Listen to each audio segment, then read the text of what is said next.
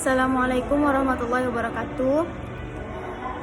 Alhamdulillahirrabbilalamin. Wassalatu wassalamu ala asyrafil anbiya'i wal mursalin sayyidina maulana Muhammadin wa ala alihi washabihi ajmain. Nama saya Suci Rahmadini, NIM 12016020. Saya dari kelas 3D Akuntansi Syariah. Di video saya kali ini saya akan menjawab pertanyaan tentang UTS. Yang pertama, saya mengikuti Zoom untuk menghadiri perkuliahan sudah 3 kali pertemuan. Saya mengikuti Zoom tersebut bertujuan untuk menghadiri mata kuliah Islamik dan manajemen dan juga untuk lebih mendalami materi di setiap pertemuan yang didiskusikan. Yang kedua, saya juga telah membaca RPS Islamic Marketing yang telah diberikan oleh Bapak Adi pada grup WA. RPS itu berisi tentang penjelasan materi apa yang akan dibahas selama 1 semester di ruang Zoom. Selain itu juga berisi penjelasan tata cara penilaian yang dilakukan oleh dosen dan juga berisi tentang penjelasan mengenai tugas yang diberikan. Setelah mengikuti perkuliahan di Zoom, saya juga selalu membuat video record di setiap pertemuan untuk memenuhi tugas yang diberikan. Materi yang sudah saya buat video record adalah pertemuan pertama tentang konsep manajemen pemasaran syariah. Menjelaskan tentang konsep pemasaran Islam adalah sebuah disiplin bisnis strategis yang mengarahkan proses penciptaan, penawaran, dan perubahan values dari satu inisiator kepada stakeholdersnya, yang dalam keseluruhannya prosesnya sesuai dengan akad serta prinsip-prinsip Al-Quran. Lalu yang pertemuan kedua tentang maqasid syariah. Maqasid syariah adalah tujuan Allah menetapkan hukum-hukum untuk mencapai kemaslahatan hidup manusia, sekaligus juga menghindari berbagai kerusakan baik di dunia maupun di akhirat. Pertemuan ketiga berisi tentang materi peran pemasaran dalam Islam. Peran pemasaran dalam Islam sebenarnya tidak jauh berbeda dengan peran pemasaran pada umumnya. Yang membedakan hanyalah prinsip Islam dan tujuan akan keridhaan Allah Subhanahu wa taala yang ada dalam pemasaran Islam.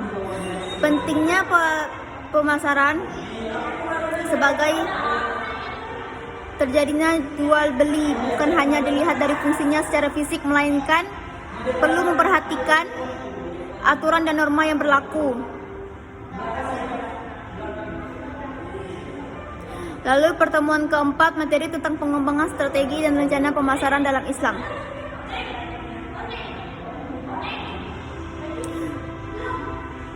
Perencanaan pemasaran merupakan perumusan usaha yang akan dilakukan dalam bidang pemasaran dengan menggunakan sumber daya yang ada dalam suatu perusahaan guna mencapai tujuan dan sasaran tertentu serta pada waktu yang telah ditentukan.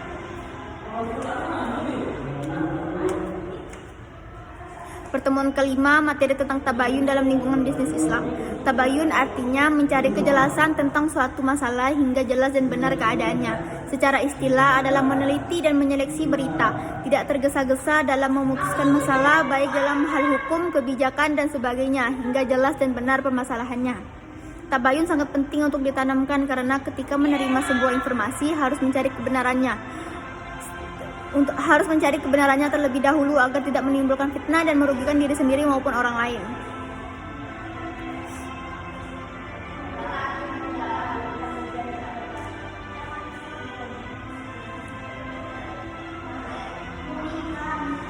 Pertemuan kelima menjawab tentang soal globalisasi informasi dan komunikasi dan bagaimana pengaruh globalisasi informasi dan komunikasi terhadap kegiatan pemasaran, yaitu perkembangan globalisasi informasi dan komunikasi semakin berkembang yang membawa manfaat luar biasa bagi kemajuan peradaban manusia. Pertemuan keenam menjawab soal tentang mengapa manajemen perusahaan melakukan riset pasar, karena pentingnya riset pemasaran bagi perusahaan dengan tujuan dijalankannya marketing research, yaitu untuk mengetahui dan melakukan analisa hal yang dibutuhkan atau diperlukan oleh pasar dan juga untuk mengetahui pesaing bisnis.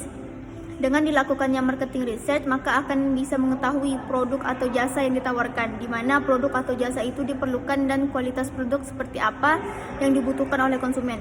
Selain itu juga untuk dapat tahu seberapa besar permintaan dan potensi permintaan, kapan permintaan tersebut memuncak dan kapan permintaan tersebut menurun. Terdapat beberapa surah yang berhubungan dengan pemasaran, yaitu yang pertama Quran surah Al-Jumu'ah ayat 10 yang artinya apabila sholat telah dilaksanakan maka bertebaranlah kamu di bumi, carilah karunia Allah dan ingatlah Allah banyak-banyak agar kamu beruntung. Kandungan dalam surah ini adalah Allah memerintahkan kita setelah melaksanakan sholat hendaklah mencari rezeki yang halal dan melanjutkan pekerjaan. Allah memerintahkan untuk selalu mengingat dengan cara berzikir dan selalu bersyukur agar senantiasa beruntung baik di dunia maupun di akhirat. Lalu yang kedua, surah Al-Maidah ayat 2 yang artinya, wahai orang-orang yang beriman, janganlah kamu melanggar syiar-syiar kesucian Allah dan jangan melanggar kehormatan bulan-bulan haram, jangan mengganggu hadyu, hewan-hewan kurban dan qalaid. Dan jangan pula mengganggu orang-orang yang mengunjungi Baitul Haram. Mereka mencari karunia dan keridhaan Tuhannya. Tetapi apabila kamu telah menyelesaikan ihram, maka bolehlah kamu berburu. Jangan sampai kebencianmu kepada suatu kaum karena mereka menghalang-halangimu dari Masjidil Haram, mendorongmu berbuat melampaui batas kepada mereka, dan tolong menolonglah kamu dalam mengerjakan kebaikan dan takwa. Dan jangan tolong menolong dalam berbuat dosa dan permusuhan. Bertakwalah kepada Allah, sungguh Allah sangat berat siksanya. Kandungannya dalam surah ini adalah melarang untuk berperang pada bulan tertentu, melarang menyiksa binatang, perintah untuk saling tolong-menolong dan kebajikan dan ketakwaan, dan melarang untuk saling tolong-menolong dalam perbuatan dosa dan permusuhan, perintah bertakwa kepada Allah.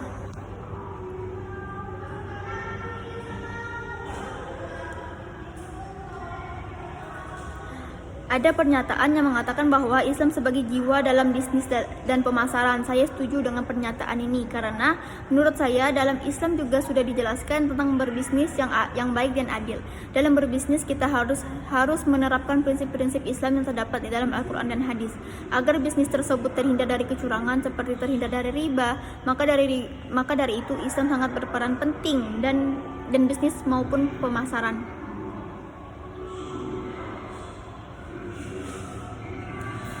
Quran surah Al-Baqarah ayat 282 yang artinya, wahai orang-orang yang beriman, apabila kamu melakukan utang piutang untuk waktu yang ditentukan, hendaklah kamu menuliskannya, dan hendaklah seorang penulis di antara kamu menuliskannya dengan benar. Janganlah penulis menolak untuk menuliskannya sebagaimana Allah telah mengajarkan kepadanya, maka hendaklah dia menuliskan. Dan hendaklah orang yang berhutang itu mendiktekan, dan hendaklah dia bertakwa kepada Allah Tuhannya, dan janganlah dia mengurangi sedikit pun daripadanya. Jika yang berhutang itu orang yang kurang akalnya atau lemah atau tidak mampu mendiktekan sendiri, maka hendaklah walinya mendiktekannya dengan benar. Dan persaksikanlah dengan 2 orang saksi laki-laki di antara kamu. Jika tidak ada saksi 2 orang laki-laki, maka boleh seorang laki-laki dan 2 orang perempuan di antara orang-orang yang kamu sukai dari para saksi yang ada. Agar jika yang seorang lupa, maka yang seorang lagi mengingatkannya. Dan janganlah saksi-saksi itu menolak apabila dipanggil, dan janganlah kamu bosan menuliskannya untuk batas waktu yang baik, kecil maupun besar. Yang demikian itu lebih adil di sisi Allah, lebih dapat menguatkan kesaksian dan lebih mendekatkan kamu kepada ketidakraguan, kecuali jika hal itu merupakan perdagangan tunai yang kamu jalankan di antara kamu, maka tidak ada dosa bagi kamu jika kamu tidak menuliskannya. Dan ambillah saksi apabila kamu berjual beli, dan janganlah penulis dipersulit, dan begitu juga saksi.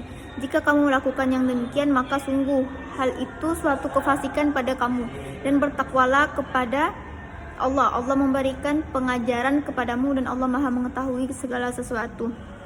Kandungan di dalam surah ini memerintahkan kita dalam bertransaksi untuk selalu mencatat segala transaksi yang dilakukan dengan benar agar tidak terjadi kecurangan, dan semua transaksi yang dilakukan bisa terjadi dengan adil.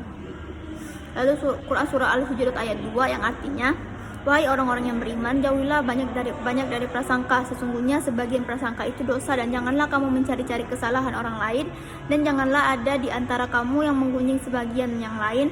Apakah ada di antara kamu yang suka memakan daging saudaranya yang sudah mati? Tetapi tentu kamu merasa jijik, dan bertakwalah kepada Allah, sesungguhnya Allah Maha Penerima Taubat, Maha Penyayang. Kandungan di dalam surah ini berisi larangan untuk berburuk sangka kepada orang lain dan mencari-cari kesalahan dari orang lain, dan juga perumpamaan orang yang melakukan hal yang dilarang untuk dilakukan adalah seperti orang suka memakan daging saudaranya yang sudah mati. Hubungan kedua surah ini dengan pemasaran adalah bahwa dalam pemasaran, misalnya berdagang, Jika ada pembeli yang berhutang, hendaklah salah satu dari orang tersebut mencatat transaksi tersebut dengan benar, agar tidak terjadi kecurangan dan menghindari kegiatan riba. Selain itu juga dalam pemasaran kita dilarang untuk berburuk sangka kepada orang lain, seperti pembeli berburuk sangka kepada penjual untuk melakukan kecurangan.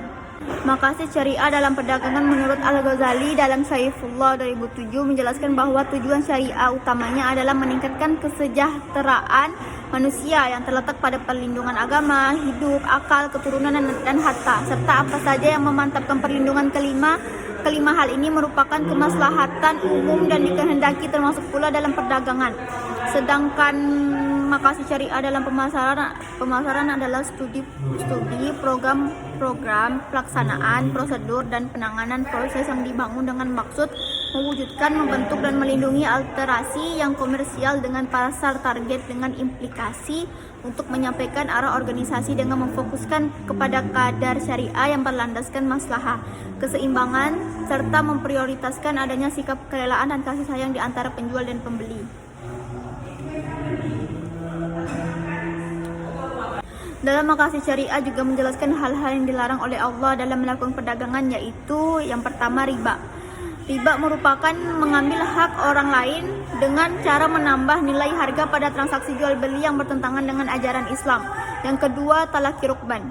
Talaki rukban juga disebut sebagai talaki asilai, suatu peristilahan dalam fikih muamalah yang menggambarkan suatu proses pembelian komoditi atau barang dengan cara mencegat orang desa yang membawa barang dagangannya sebelum sampai di pasar agar ia mendapat harga yang murah. Yang ketiga, bai najasi. Bai najasi yaitu rekayasa pasar dalam demand atau permintaan yang terjadi apabila seorang produsen menciptakan permintaan palsu sehingga seolah-olah ada banyak permintaan terhadap harga suatu produk yang menyebabkan harga jual produk tersebut naik. Yang keempat, tadlis. Tadlis adalah transaksi yang mengandung suatu hal yang tidak diketahui oleh suatu pihak. Yang kelima, ihtikar. Ihtikar adalah kegiatan ekonomi yang dilakukan oleh seorang pelaku ekonomi dengan menimbun suatu barang dengan tujuan mendapatkan keuntungan sebesar-besarnya tanpa melihat kesusahan orang lain. Yang keenam, jual beli gharar. Jual beli gharar adalah jual beli atau akad yang mengandung unsur penipuan karena tidak adanya kejelasan suatu barang baik di sisi harga, kualitas, kuantitas maupun keberadaannya. Dalam Islam, peran pemasaran sebenarnya tidak jauh berbeda dengan peran pemasaran pada umumnya. Yang membedakan hanyalah prinsip Islam dan tujuan akan keridhaan Allah yang ada dalam pemasaran Islam. Pentingnya pasaran sebagai terjadinya jual beli bukan hanya dilihat dari fungsinya secara fisik, melainkan perlu memperhatikan aturan dan norma yang berlaku. Terkait dengan fungsinya, pasar menjadi tempat yang rentan terjadinya kecurangan dan ketidakadilan yang dapat menzalimi pihak lain. Untuk itu perlu adanya syariat terkait dengan pembentukan harga dan terjadinya transaksi di pasar untuk menghindarkan hal-hal yang tidak diinginkan. Ada beberapa cara yang dapat dilakukan untuk mengembangkan strategi pemasaran, yaitu yang pertama, segmentasi pasar. Segmentasi pasar merupakan sebuah dasar yang digunakan untuk mengetahui beberapa segmen yang berbeda dalam pasar. Lalu yang kedua, menentukan posisi pasar. Perusahaan berusaha memilih pola konsentrasi pasar khusus yang dapat memberikan kesempatan maksimal untuk mencapai tujuan pelopor. Yang ketiga, strategi memasuki pasar. Ada beberapa cara untuk menempuh perusahaan untuk memasuki segmen pasar yang dituju, yaitu memasuki pasar dengan membeli perusahaan lain, memasuki pasar dengan berkembang sendiri, memasuki pasar melalui kerjasama dengan perusahaan lain. Yang keempat, strategi marketing mix. Ini merupakan kombinasi dari 4 variabel atau kegiatan yang merupakan inti dari sistem pemasaran perusahaan, yaitu produk, harga, promosi, dan distribusi. Strategi penentuan waktu. Apabila perusahaan telah menemukan kesempatan yang baik, menentukan tujuan, dan mengembangkan suatu strategi pemasaran, bukan berarti bahwa perusahaan tersebut dapat segera beroperasi. Yang terakhir, pengkajian peluang pertumbuhan. Dapat dilakukan dengan perencanaan bisnis baru, penyusunan, dan penghilang bisnis lama. Tabayun adalah mencari kejelasan tentang sesuatu masalah hingga jelas dan benar keadaannya. Secara istilah adalah meneliti dan menyeleksi berita, tidak tergesa-gesa dalam memutuskan masalah baik dalam hal hukum, kebijakan, dan sebagainya hingga jelas dan benar permasalahannya. Tabayun sangat penting untuk ditanamkan karena ketika menerima sebuah informasi harus mencari kebenarannya terlebih dahulu agar tidak menimbulkan fitnah dan merugikan diri sendiri maupun orang lain. Perintah untuk bertabayun yang juga sudah jelas di dalam Quran surah An-Nisa ayat 94 yang berbunyi, Ya ayyuhallazina amanu idza darabtum fi sabilillahi fatabayyanu wa la taqulu liman alqa ilaikumus salam lasta mu'mina tabtaquna aradal hayatid dunya fa innallahi maqanimu katsira kadzalika kuntum min qabli famanallahu alaikum fatabayyanu innallaha kana bima ta'maluna khabir. Kandungan dari surah An-Nisa ayat 94 adalah Allah memerintahkan kepada orang-orang mukmin agar mengadakan penelitian lebih dahulu sebelum membunuh seseorang yang dianggapnya musuh, agar jangan sampai membunuh seseorang yang telah menganut agama Islam. Lalu, riset pemasaran dalam Islam sangat penting karena riset ini digunakan untuk melakukan pengumpulan, pengolahan, analisis, dan interpretasi data secara sistematis sehingga dapat digunakan sebagai pasukan dalam pengambilan keputusan di bidang pemasaran barang dan jasa. Dalam membangun nilai, kepuasan pelanggan, dan loyalitas pelanggan dalam Islam, yaitu dengan saya menerapkan teori yang sudah dipelajari pada bab 7 ini, seperti selalu memperbarui iklan produk agar tidak ketinggalan zaman, selalu berkomunikasi dengan baik dengan pelanggan agar pelanggan merasa nyaman. Lalu saya akan meningkatkan pelayanan yang ada, dan juga saya akan selalu mengevaluasi produk saya agar setiap pelanggan merasa puas dan menjadi berlangganan untuk membeli produk yang saya buat. Dengan begitu nilai loyalitas pelanggan akan meningkat. Selain itu, bersikap lemah lembut juga akan meningkatkan kepuasan pelanggan. Dalam Quran surah Ali Imran ayat 159 dijelaskan bahwa sikap lemah lembut adalah faktor yang penting dalam memberikan layanan sepenuhnya agar pelanggan merasa memperoleh kepuasan sesuai yang diharapkan, bahkan bisa melebihi rapat. Selain bersikap lemah lembut, kita harus selalu murah hati kepada pelanggan. Sebagaimana terdapat Quran surah Al-Furqan ayat 63 dijelaskan bahwa sikap murah hati merupakan bagian dari akhlak mulia. Sikap murah hati adalah dengan memberi bantuan secara ikhlas kepada yang memerlukan. Dan juga bersikap dengan mengutamakan kepentingan pelanggan juga akan meningkatkan nilai loyalitas pelanggan. Sebagaimana firman Allah dalam surah Al-Hasyr ayat 9 menjelaskan bahwa mengutamakan kepentingan orang lain merupakan faktor penting dalam kepuasan pelanggan, karena mengutamakan kepentingan orang lain sangat dianjurkan dalam Islam. Demikian penjelasan yang dapat saya sampaikan tentang materi bab 7 pada kesempatan kali ini. Semoga materi yang saya sampaikan ini dapat bermanfaat bagi kita dan dapat kita aplikasikan ke kehidupan kita sehari-hari. Hanya ini dapat saya sampaikan. Wassalamualaikum warahmatullahi wabarakatuh.